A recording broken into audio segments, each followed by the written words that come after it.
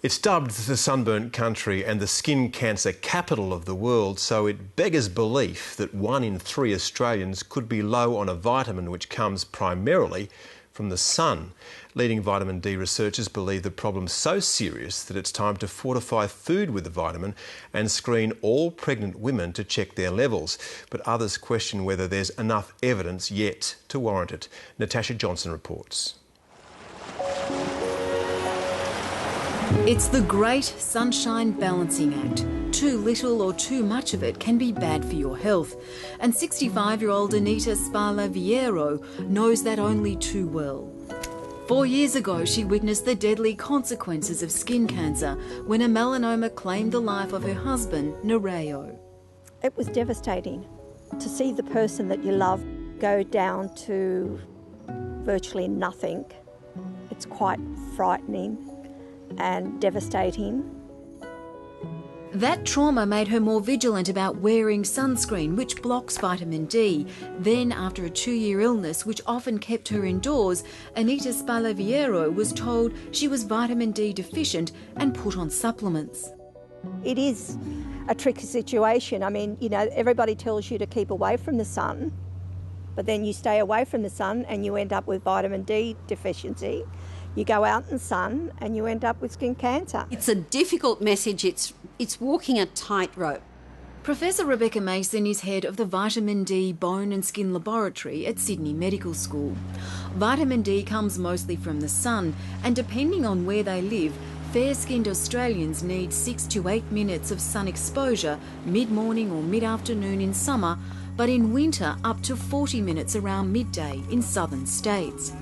Professor Mason says that with an ageing population, increasing obesity, more people working or playing indoors and concern about skin cancer, many Australians aren't getting enough sun. Vitamin D, we think, is a significant public health problem. About 30% of the population don't have optimal levels at the end of summer, and that rises to about 40% at the end of winter. Do you feel okay? Vitamin D is important for bone and muscle health, and low levels have been proven to increase the risk of falls and fractures in older people. It's nice and close to the body with the dumbbells. Less certain are links that have been made to a range of health conditions such as autoimmune diseases, MS, some cancers, diabetes, pregnancy complications and some health problems in children. Sometimes I feel like a snake oil salesman. Vitamin D is put up as, you know, the panacea for just about everything. Despite the lack of conclusive evidence for many health problems, Professor Mason and fellow researchers believe there's enough scientific pointers to justify action.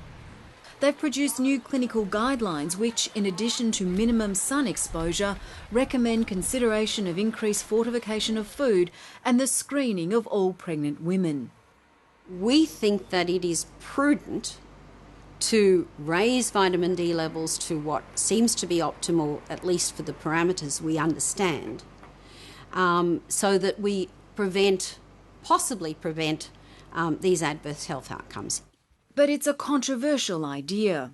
Recommendations must be based on solid evidence. I think the recommendations that some are making are formed on poor evidence. I'm just going to take your blood pressure. Professor Jonathan Morris is a researcher and obstetrician specialising in high-risk births. He's conducting a large study investigating vitamin D levels in pregnancy and adverse outcomes, and argues screening all pregnant women and then supplementing is costly and unnecessary until the science is settled. The lips, mouth, talking away under there. Instead, he and the College of Obstetricians believe screening should be targeted to high-risk women, veiled or dark-skinned, whose babies may be at risk of rickets or soft bones caused by extreme deficiency. We have a responsibility to know that any intervention that we offer our patients, our population, improves health, is cost-effective and is risk-free. Until we establish that, it is premature to introduce things into clinical practice. We could wait a long time to get definitive evidence. We need to get in now and start to improve things, at least from the vitamin D point of view, as early as we can. There's debate too about adding vitamin D to food, being championed by Professor Carol Nelson from Deakin University, who's organising a symposium in coming months to put it on the national agenda. We can't put everybody on a supplement, so we can prevent this seasonal decline. We can raise the population levels by a modest degree with fortification, and then we can look at the health outcomes. There's no adverse effects associated with a small increase in vitamin D.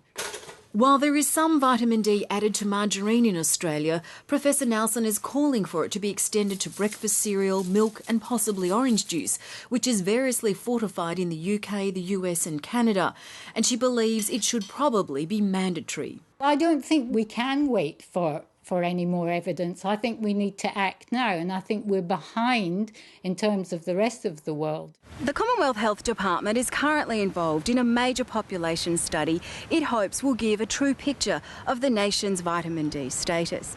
Should those results due next year indicate significant deficiency, it says all Australian governments could then consider whether mandatory fortification is the most effective public health strategy.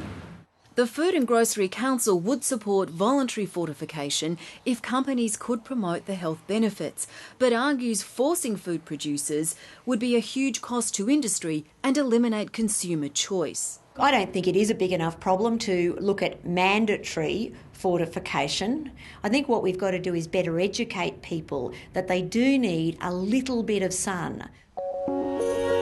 As debate and research continues, Anita Sparliviero has reconciled that there's no harm and some good in a little ray of sunshine. I wouldn't like to go through what I saw my late husband go through.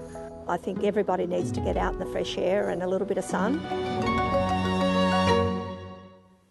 Natasha Johnson reports.